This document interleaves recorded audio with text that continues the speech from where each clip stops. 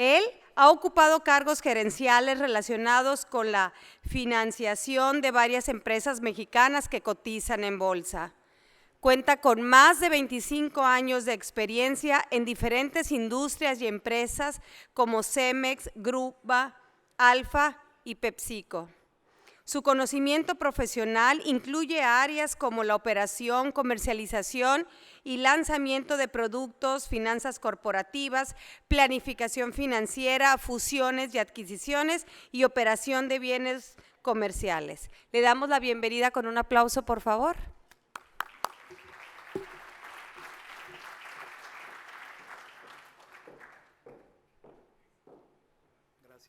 Gracias, Lili. Buenos días. Lamberto, buenos días.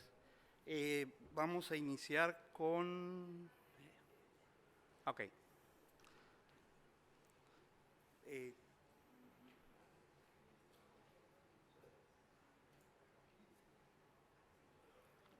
Vamos a iniciar así. Tenemos lo que es la parte del riesgo operativo. Vamos a platicar hoy de todo lo que esto es. El riesgo operativo, muchos de ustedes lo viven a diario, algunos sin saberlo. Está en todo lo que son los aspectos operativos de la empresa. Van a encontrar que empieza desde cómo está estructurada la empresa, cómo es que la empresa opera financieramente, todas las situaciones que encuentran dentro de ella, y todo lo que es el desempeño histórico de la cartera es lo primero que las personas piensan al hablar de una entidad como las que ustedes representan. Lo que es la parte de la concentración geográfica o por cliente o grupo de riesgo que pudieran llegar a tener, y lo que es la plataforma tecnológica, los planes de continuidad del negocio, cómo respaldan sus datos, etcétera, ¿no? El tema del riesgo operativo es que finalmente te encuentras con algo que, a diferencia del riesgo financiero, es muy vital. Te encuentras con que el riesgo operativo es no negociable. El riesgo financiero es aquello de debo no niego, pago no tengo, mira, espérame tantito, vamos a extender el plazo, renegociamos, extendemos, lo que sea. El riesgo operativo, por desgracia, es catastrófico. Quiere decir que una vez que sucede, sucede y no hay vuelta atrás. Es todos aquellos eventos que de alguna forma pensaron que podían suceder y que no iban a suceder porque a mí no me va a pasar, o que suceden porque nunca pensaron que iban a suceder, ¿no? Y es de lo que tenemos que hablar, de toda esa protección que las entidades como ustedes deben de tener. Estamos hablando de entidades que se dedican a llevar financiamiento a otras entidades que también son empresas. El llegar a platicar con Asofom es muy apetecible para cualquiera de los que estamos aquí, porque es hablar con empresarios que a su vez tratan con otros empresarios. Algunos tratan también con personas como consumidores finales, todos los que llevan crédito de nómina, consumo, etcétera, ¿no? Pero eso es lo que estamos viendo. Entonces, habla de muchas partes de sensibilidad. Ahora hemos tenido el tema de todo lo que es riesgo operativo, enfocarlo al compliance y a la prevención del lavado de dinero y lo que es financiamiento al terrorismo. Pero no llega solamente hasta ahí, ¿no? Hay más aspectos de todo lo que es riesgo. Todos conocen la parte de lo que es el riesgo de lo que tenemos por lo regular. Toda la gente va a hablar de riesgo de liquidez, riesgo de mercado, riesgo financiero, lo que es ahora la parte del cumplimiento, que pues está ligado de alguna forma a que no vayamos a tener una situación de fraude, etcétera. La parte del riesgo tecnológico, todo lo que son sus datos, el sistema que utilizan para llevar contabilidades, para tener una ERP, el control de la empresa, etcétera. Y hablan de lo que es la parte del factor humano. El tema ahí es que muchas entidades se detienen en ese momento en lo que es la parte del riesgo operativo, porque dicen, yo ya me protegí, ya tengo el compliance, tengo mi oficial de compliance, tengo un sistema robusto porque lo compré o me lo hicieron o lo que sea, ¿no? Y va más allá de eso. Si tú empiezas a ver todos los riesgos que vienen aparejados con tu operación, vas a encontrar que de eso se derivan otras cosas, ¿no? Vamos a encontrar que de repente pues, tenemos datos, tenemos información y estamos expuestos a que esa información sea mal usada. Es increíble cuando una empresa tiene una operación, la está llevando de forma planeada y encuentra con que tiene un problema de que sus datos están siendo robados. Y digo, con notas del Financiero, ustedes los han visto, por ahí lo pueden ver, está el Financiero para que todos lo puedan consultar. Te habla de que hay un robo de identidad masivo. ¿Cuántos de ustedes no van a una empresa y lo primero que hacen cuando llegan a visitar a la empresa es que les piden su credencial de lector? Y ahí están todos sus datos. Ustedes no saben si la persona que está ahí al frente lo que va a hacer es sacarle una fotocopia y finalmente pues hacer una suplantación de identidad, etcétera, porque ustedes no tuvieron cómo resguardar esos datos. Digo, pues es simplemente identificarse, enseñas y se acabó, aquí está, soy yo, pero no tienes por qué dejarla ahí, ¿no? Y eso pues deriva en riesgos reputacionales, porque pues, si a la empresa le hacen un fraude, bueno, es una cosa, una bola de nieve. Hay otros riesgos que muchas veces las entidades no ven, y lo hemos encontrado últimamente, lo que es el famoso key man risk. Les digo, platicamos con empresarios como ustedes, llegas a las entidades y les preguntas, oye, y si algo te pasa a ti, cuando platicas con la entidad directamente, estás hablando con el dueño, accionista principal, fundador, etcétera, quien lleva el negocio a la empresa. Pero no tienen contemplado qué va a pasar si un día de estos ya no están. No tienen quién va a llevar o le va a dar esa continuidad a la empresa. En el primer slide hablábamos de permanencia. Cuando ustedes llevaron esta entidad que encabezan a funcionar, lo primero que querían es que perdurara en el tiempo, pero nadie está protegiendo eso, no hay quien tenga esos planes establecidos. Y hay una infinidad de riesgos a los que están expuestos de manera diaria, que pues cada quien dependerá cómo los vaya definiendo para poder tener una protección. ¿Cuáles son los mitigantes del riesgo? Pues primero que nada deben de estar en la parte de la definición del plan de negocio. Ya hablábamos ahorita de que lo que buscamos es que la empresa tenga estabilidad, continúe y tenga permanencia. ¿Qué quiere decir? Que siga en el tiempo, no importando que ustedes estén ahí o quien encabeza la empresa esté ahí, siga funcionando. No estamos hablando de proteger solamente la condición financiera, su rentabilidad, no está peleada con eso está en la parte de la viabilidad, sino de ir haciendo planes de acción para toda la empresa que de alguna forma den esa seguridad de que va a continuar, ¿no? Y para esto tienen que ir área por área. ¿Cuántas de las empresas que están acá, cuando contratan personal, hacen procesos de selección donde digan, oye, estoy seguro que esta persona no nos va a meter un gol a la hora de operar aquí? Digo, tenemos el caso de una empresa, hacen un screening para buscar un nuevo jefe de crédito. Bueno, no, fue aquello exhaustivo. Oye, cuando encontraron al candidato ideal, dijo, vamos a contratarlo. El proceso había durado 2 o 3 meses, ¿no? Sí, en ese momento a alguien se le ocurrió hacer una consulta al buró. Resultó que esta persona llevaba un ritmo de vida superior a lo que podía solventar con un sueldo como el que le iban a ofrecer, y encontraron que tenía deudas a más no poder. Ahí lo que se destapa es el riesgo de un fraude, ¿no? Tiene a su mano muchos elementos ahora. Ahí está Círculo Laboral, por ejemplo, por donde pueden consultar directamente, oye, esta persona, qué track tiene de las empresas donde ha trabajado, etcétera. Hay muchas herramientas que están a su disposición. Tienen que contemplar aspectos de capacitación. Las personas que llegan a la empresa muchas veces tienen experiencia en el sector financiero, pero no conocen a profundidad los productos que están manejando, ¿no? Hay que llegar y traerlos a que entiendan la mecánica de operación de la empresa. Cuando están en el desarrollo de este plan, tienen que contemplar que un solo producto no va a ser todo lo que la empresa va a poder hacer. Tienen que contemplar en alguna forma que puede existir una línea alternativa de productos que ofrezcan. Tenemos entidades que de repente dijeron, oye, estoy haciendo crédito de nómina, y encontraron el nicho de alguien que llegó a pedirles, oye, pues es que yo el préstamo lo quiero para comprar un auto, y empezaron a financiar autos, y ha resultado ser el nicho de negocio donde ahora están trabajando, ¿no? Te encuentras con muchos aspectos de de riesgo financiero.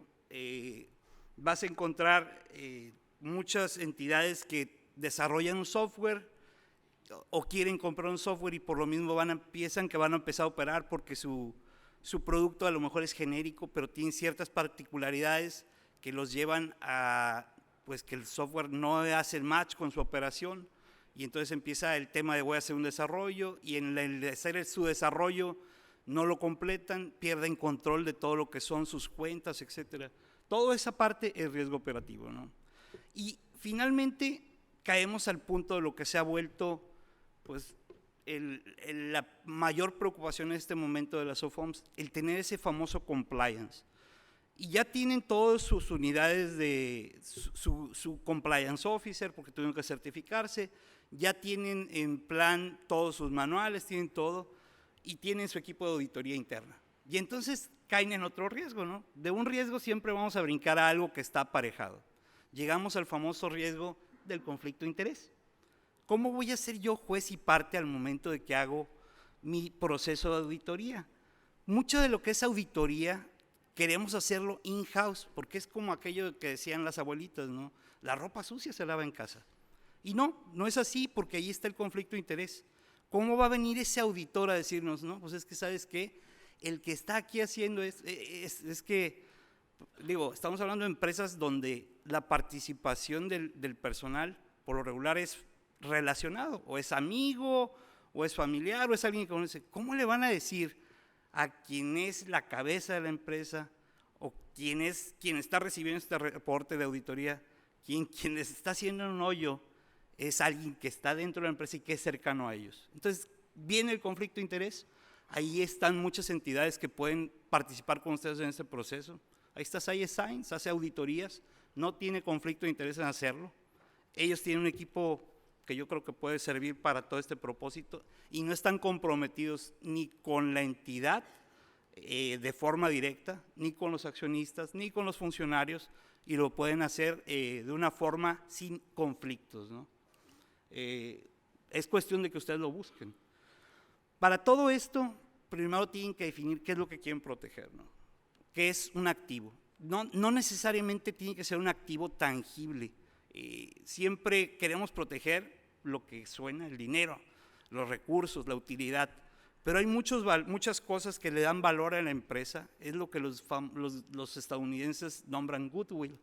Es que esa empresa tenga permanencia, tenga solvencia moral, no solamente económica.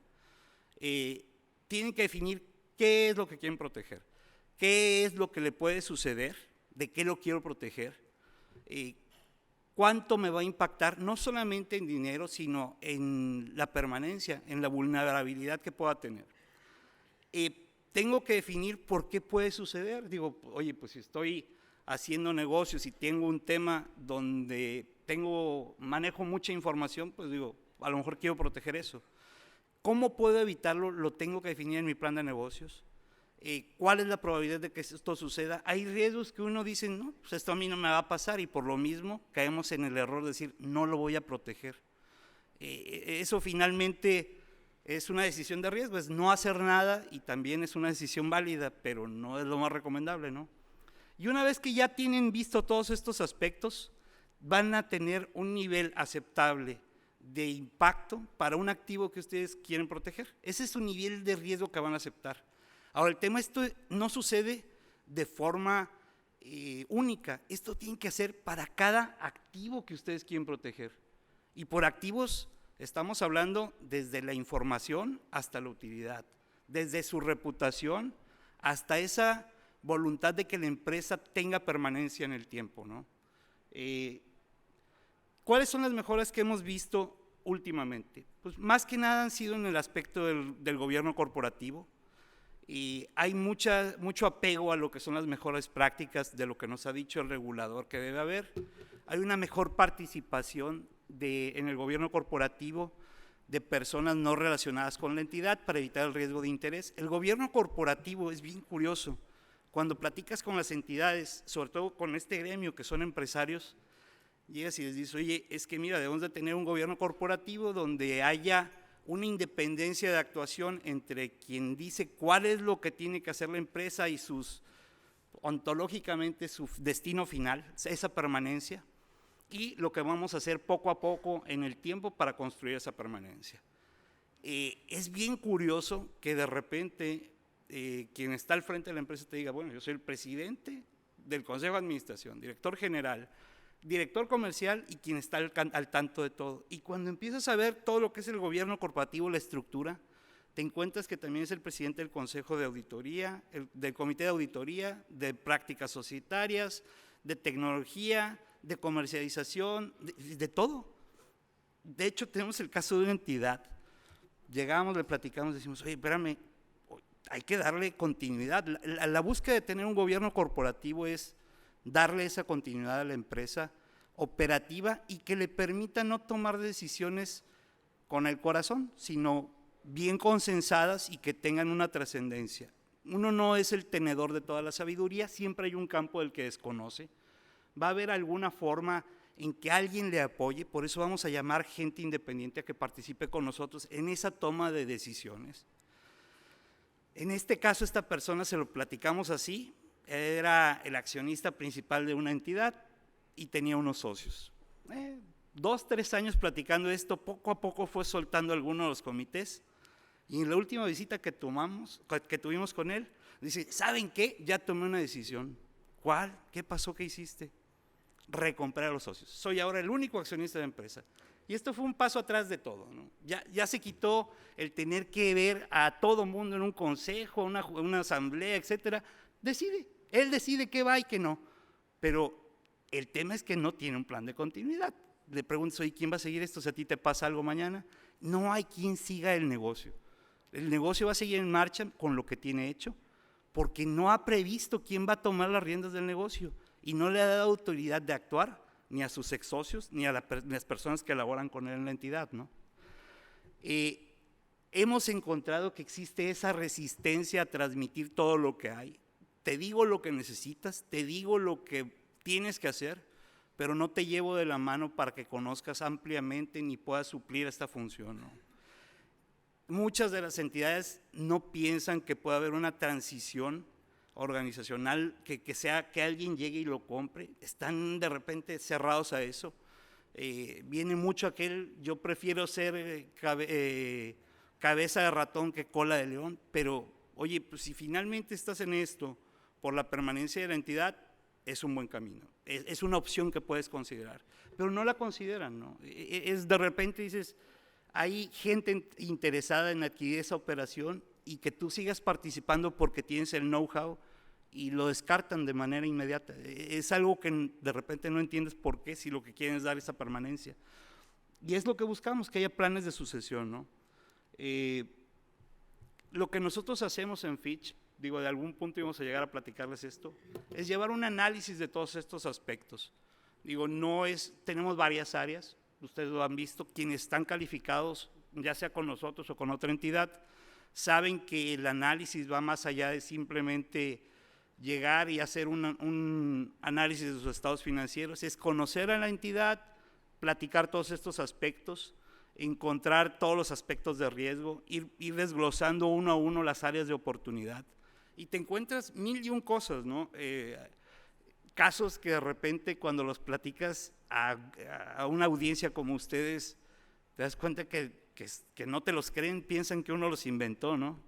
Hoy te estaba recordando el caso de una entidad que empezó a hacer financiamiento automotriz, integra su expediente, todo muy bien, va pagando, no sé qué, oye, y un día deja de pagar el individuo, y dentro de ese dejar de pagar, pues van y lo buscan, y resulta ser que cuando llegan a buscar a la persona, el que les abre la puerta es la persona, pero no era el mismo que había hecho el financiamiento con ellos. Entonces, resulta ser que la persona esta había suplantado la identidad, había estado pagando el auto, es un mecanismo de lavado de dinero, se murió y ahora resulta que tienen un vehículo que compró alguien, pero no es la persona que ellos tienen y tienen un problema que de repente dices, no es posible, ahí tienen el vehículo parado y no lo pueden vender, no pueden hacer nada, porque pues está en medio de todo esto, ¿no? Pero son los casos que encuentras, te digo, ir platicando todos estos aspectos te da la cercanía con la entidad, te da la oportunidad de conocerlos y de hacer un diagnóstico. Llevar todo esto de la mano de lo que es la parte de la condición financiera. Hay un análisis muy profundo por un área de la compañía. Digo, aquí está Alejandro García, que es quien encabeza la parte de todo lo que es riesgo financiero para entidades financieras en la parte de Latinoamérica. Pueden platicar con nosotros más adelante, aquí está un stand. Y tener una calificación, digo, finalmente es llevar un balance entre todos estos puntos que vamos a ir viendo con cada una de las entidades y llegamos a una calificación, ¿no? Digo, llegamos al punto de decir, bueno, ¿qué es la calificación? Finalmente es una opinión objetiva, actualizada, en base a un análisis de la institución. Es una opinión independiente, no tenemos un compromiso con la entidad de tener un cierto nivel de calificación, y lo que hace es, pues, decirte todos los riesgos a los que estás expuesto de manera financiera y en cuanto a tu operación. ¿Qué no es finalmente la calificación? La calificación, pues obviamente no es una auditoría, no es un proceso donde vayamos a estar inmersos 5 o 6 semanas con ustedes haciendo una revisión puntual de cuentas, etc. No, es un proceso de conocerlo y tener un diagnóstico de cómo opera y qué hace. No es un dictamen de lo que se está revisando en el desempeño de la empresa, y obviamente no es ni una recomendación de comprar ni nada relacionado con la entidad, ¿no? ¿Qué es lo que proporciona? Bueno, pues a la empresa obviamente le da la oportunidad de decir, mira, yo soy una entidad que hace las cosas apegadas a normatividad, procedimientos, procesos, y que tiene una condición financiera sana, por lo que tú puedes llegar como entidad de fondeadora, ya sea de banca de fomento o privada, y darme recursos que yo voy a poder repagarte en tiempo y forma, ¿no? A los inversionistas por lo regular les permite conocer a la empresa. Hay entidades que se dedican a buscar dónde invertir. Así como hay o habemos gente que de repente no sabemos de dónde sacar el dinero, hay entidades que no saben qué hacer con el dinero que tienen. Tener esta disponibilidad de una calificación lo que les permite es conocer empresas donde ellos están dispuestos a poner ese dinero. Finalmente van a encontrar dónde ponerlo. ¿Por qué? Pues porque tienen esa cultura ya de saber qué es lo que la calificación significa, que es comparativa entre una y otras, que no es una opinión basada solamente en el tamaño de la entidad, discrimina el tamaño y les permite hacer comparativas empresas que llevan el mismo tipo de financiamiento o funciones con otras que son mucho más grandes o que tienen mucho más tiempo de permanencia en el mercado. Y obviamente que esta información está disponible para ellos, ¿no? Para los intermediarios financieros es muy similar, ellos ya tienen conocimiento de esta métrica, muchas veces ellos la piden, ellos tendrían o deberían de hacer este análisis, ellos piensan que no, y nosotros de alguna forma coincidimos porque no quieren incurrir en lo que es el conflicto de interés, y para las autoridades pues es esta opinión independiente que ellos toman en cuenta para poder tomar decisiones, ¿no? Finalmente les quiero platicar de que hay 1001 cosas que ustedes pueden ver, deben de tener cercanía con muchas de las entidades con las que la ASOFOM se ha acercado. La búsqueda de tener a todos estos patrocinadores y de tener cercanía con ustedes es para que puedan acceder más fácilmente a muchos mecanismos que les van a dar presencia con sus fondeadores, con el mercado, con otras entidades, y que encuentren puntos de comparación. Platicábamos hace un momento con una de las personas que están acá, de cómo es que está disponible esta información en los websites, en las páginas de nosotros, para que ustedes la puedan consultar. Siempre nos pueden encontrar cuando tienen alguna duda.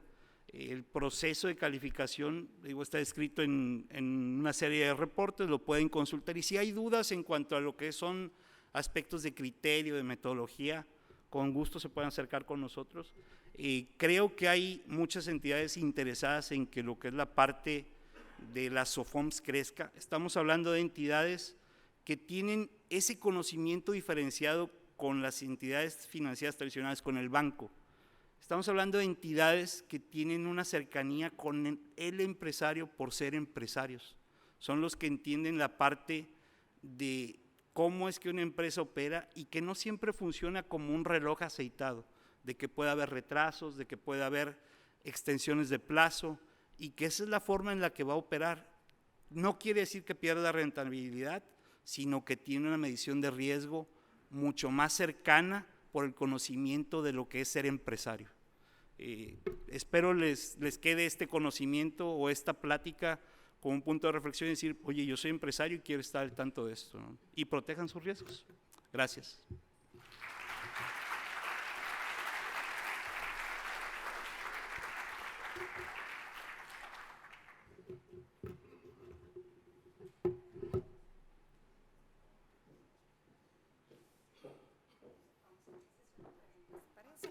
Abrimos sesión de preguntas y respuestas. ¿Alguien tiene alguna pregunta, por favor, para Román? ¿Alguna inquietud, algún comentario?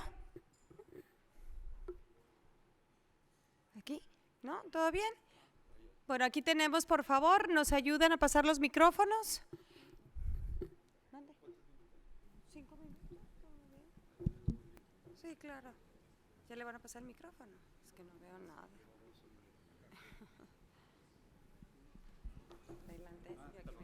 Buenos días, mi nombre es Jala Hernández de Financiera San Isidro. Hola, buenos días. Tengo dos preguntas. ¿Perdón? Tengo dos preguntas. Ok.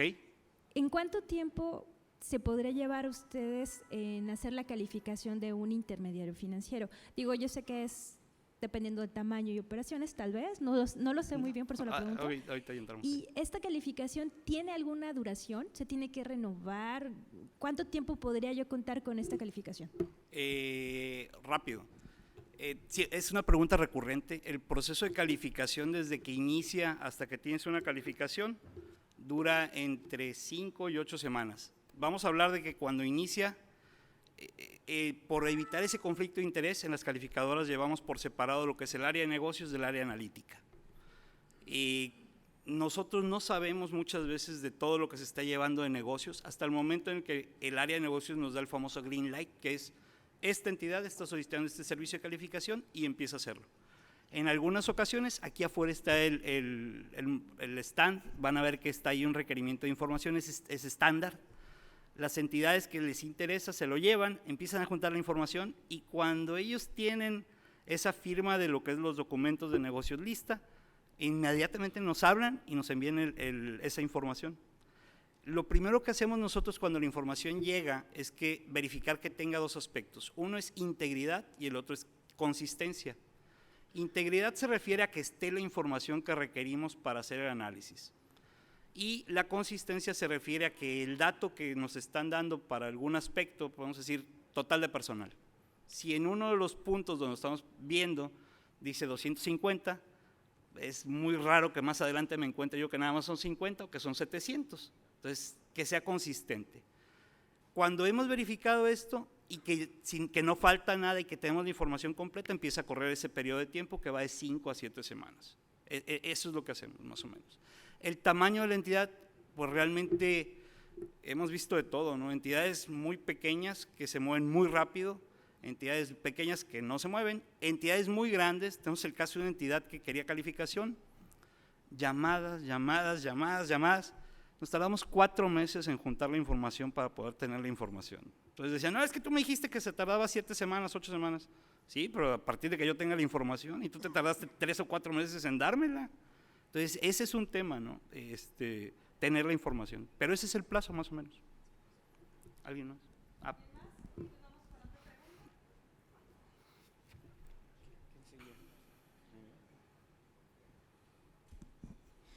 Buenos días, mi nombre es María del Carmen Gómez de Agrofinanciera DG.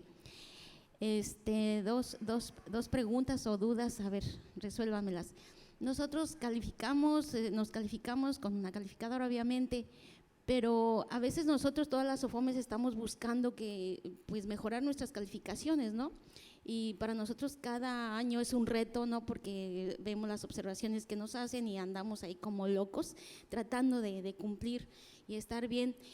Pero hay un criterio que una de las calificadoras nos dicen que por eso no podemos alcanzar también, aparte de muchas cosas, entre ellos ese criterio, dice que no podemos alcanzar una calificación mejor porque no pertenecemos a un grupo financiero.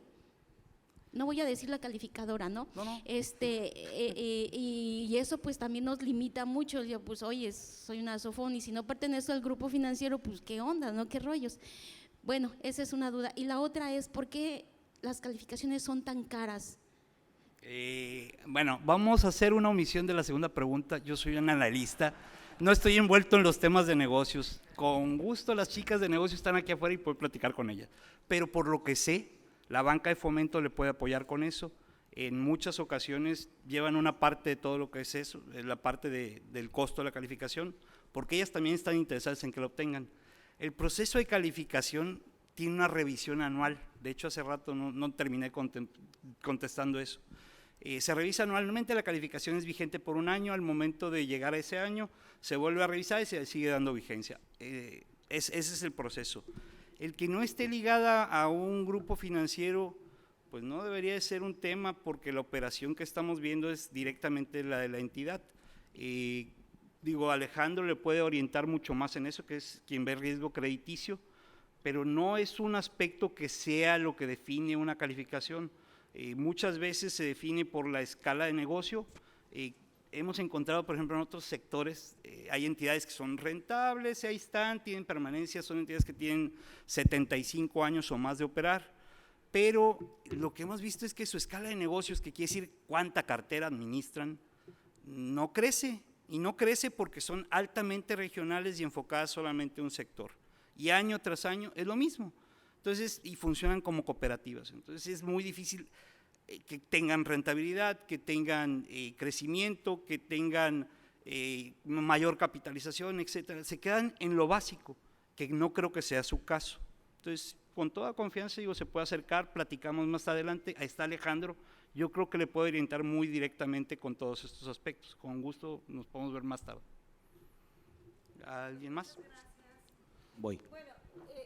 Sin duda debe haber varias preguntas, tenemos el tiempo muy contado, de verdad, tenemos una agenda muy nutrida, pero si te parece, Román, tú vas a estar aquí con nosotros todo el día de hoy y se pueden acercar con él con mucho gusto. Recibe de manos del contador público Lamberto Corral un reconocimiento que hicimos especialmente para ustedes. Román, ya escuchaste la historia ayer de esta escultura y esperemos que te guste y muchas gracias por acompañarnos.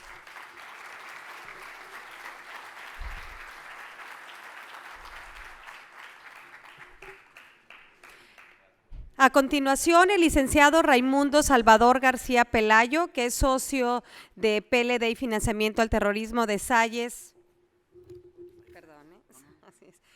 Salles Saiz Grant Thornton, compartirá una interesante ponencia sobre riesgos de incumplimiento en materia de PLD y financiamiento al terrorismo, casos emblemáticos. Raimundo se desempeñó durante 3 años como socio director de inteligencia financiera en PH Group, encargado del desarrollo y la práctica de servicios en prevención de lavado de dinero. Cuenta con una amplia experiencia en el sector financiero y servicios no financieros. Anteriormente estuvo como director de la práctica de prevención de lavado de dinero en Salles. Tiene importantes clientes dentro del sector cambiario, bancario, transmisión de fondos y otras instituciones financieras. Ha impartido numerosos cursos de capacitación sobre el tema y es experto en auditorías de cumplimiento en prevención de lavado de dinero. Asimismo, ha participado como ponente en diferentes foros internacionales en materia de PLD, como el ACAMS. Bienvenido, Raimundo, y gracias por acompañarnos.